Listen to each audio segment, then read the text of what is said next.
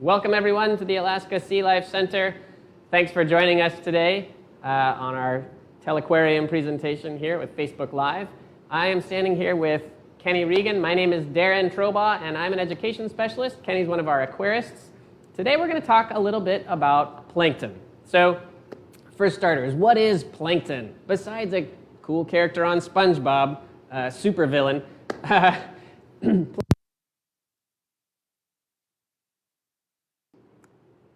All right, apologize for that brief delay. Let's get back to that plankton video, and you should be able to hear us now. Not sure exactly when it cut out, but Kenny is narrating a plankton video. And so we went out and towed a net through the water to collect plankton. Take it away, Kenny. Yeah, so like I was saying there, we got this net, very fine mesh, about 50 microns, and took it out here to the end of the university's dock and have it attached to a rope here. And we just did about 3 tows, as you'll see, where we lowered the net down in the water, about 25 feet down. And basically we're doing a vertical sample here of the water column, hopefully collecting as much plankton as we can.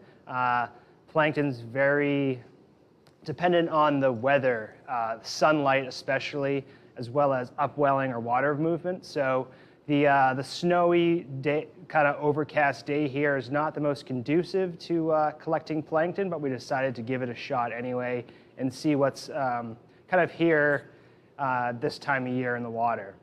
So as well as dependent on the time of day, plankton is also dependent on the time of the year. There's some seasonal variability. So right now, this is the kind of the end of our winter, beginning of the springtime right now. So we're starting to see an uptake in plankton, usually starting right now in April, all the way. There'll be a kind of a peak in the middle of the summer, the most sunlight, all the way ending in kind of October, when there'll be a kind of downturn as the sunlight disappears from there. So we got a nice sample of plankton today, and we actually brought it back here to the Sea Life Center. And we got a little display here on the TV. What you're actually looking at is our kind of a concentrated collection of the plankton that we got from the just from the dock here right outside of Resurrection Bay. So there's a lot going on right here. There's a lot to see. A lot of different types of plankton and different species here. Primarily what you're looking at right now, there's 2 types of plankton. There's phytoplankton and zooplankton. Phytoplankton is our plankton that's usually primarily like our dinoflagellates or diatoms. They are kind of our plant-like plankton. So they photosynthesize. They're based primarily, their energy is based off the sun, take in carbon dioxide, release oxygen. And the opposing type of plankton is our zooplankton. And that's what you're actually seeing right here. So zooplankton are the animal plankton. So they're like the krill, copepods, amphipods. They're actually animals, and they can actually grow into different stages throughout their life cycle into larger animals.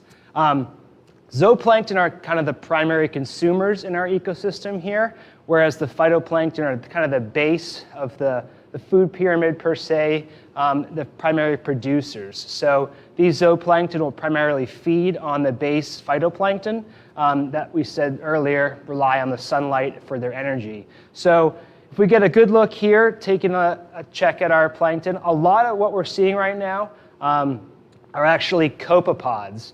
And copepods are a type of arthropod. There's actually 13,000 different species of copepods, and there's a lot going on here, so I can't identify which ones we're seeing. But basically, a copepod looks like the bad guy in SpongeBob right there. They'll have the 2 antennae, and they'll have 1 radial eye right in the middle. It'll actually be pretty red. I'll try to see if we can see one on the TV here.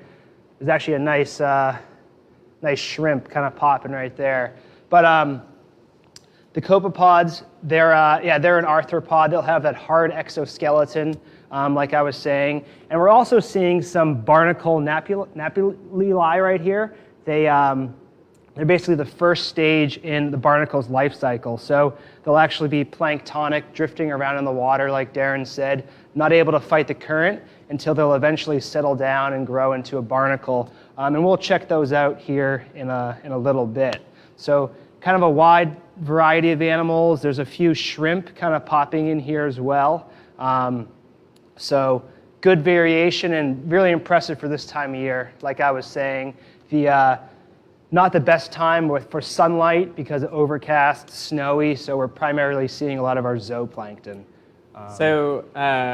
Kenny and I are both on the dive team as well here at the Alaska Sea Life Center. So Kenny and I, as we were looking off of the dock this morning, noted how clear the water was.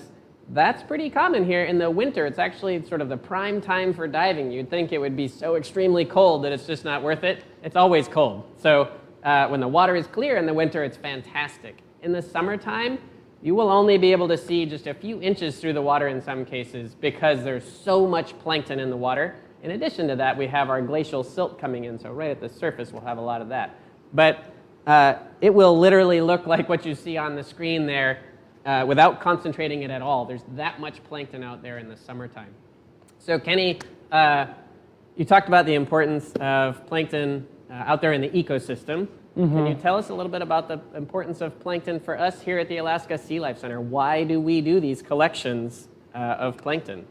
Yeah, so plankton is really, really important for a lot of animals here at the Sea Life Center. We supplement the diet of a lot of our filter-feeding, plankton-feeding animals, like our pipefish, like our nudibranchs, anemones, barnacles, with this live zooplankton primarily. It's an additional food source, extra source of protein, different nutrients, as well as we'll feed a lot of brine shrimp. So a lot of animals, they just can't eat the larger food that we usually prepare, so we're required to kind of have this type of plankton. And right now, it's just actually kind of just neat to see what we have this time of year in the bay. Another little thing to note as well, our seawater here at the Sea Life Center, we pull in water directly from the bay. So we're pulling in a lot of this type of stuff. A lot of the things you see recruiting on the walls of our tanks, on the rocks, on the exhibits, like the barnacle, the coralline algae, that's all been recruited from our seawater intake lines directly into the center, which is pretty neat. We didn't just put that stuff in there. So. All right. Why don't we go ahead and take a look at that barnacle tank real quick? Yeah, so here's our barnacle tank, and like I was saying earlier, we actually feed, we harvest this, I don't know if this is visible or not, but this nice jar of our brine shrimp every single day, and we'll actually feed these barnacles kind of a squirt right here from the baster of these brine shrimp samples here, just because they're filter feeding, like we were saying earlier, and we want to make sure that they all get the appropriate amount of food. So we'll do this a couple times throughout the day, making sure that they're fed, and it's all from these smaller planktonic brine shrimp that we have. Yeah. All right. Well, hopefully this was informational, a little tidbit of plankton. Now you know it's more than just a little green guy on SpongeBob. And if you get the chance to visit Alaska in the summertime, you'll notice how cloudy the water is. Just remember, most of that is just life. If you look at our water from space in the summertime, it looks green because there's so much of that phytoplankton. And that's why all the whales come here in the summer, and all the walruses have plenty of food. The gray whales, the diving sea ducks like spectacled and Steller's eiders out there in the Bering Sea. It's why Deadliest Catch on the Discovery Channel is so popular, because there's so much food out there. It all starts here with the plankton. So thanks very much for joining us today. Follow us on Facebook. Check out our YouTube channel as well. We've got loads of educational videos that we've been producing live every day. Just go to the Education Corner playlist on our YouTube channel and give us a thumbs up. Follow us. We'd love to see more of you out there. Thanks again. Take care. Yeah. Bye. Thanks, guys.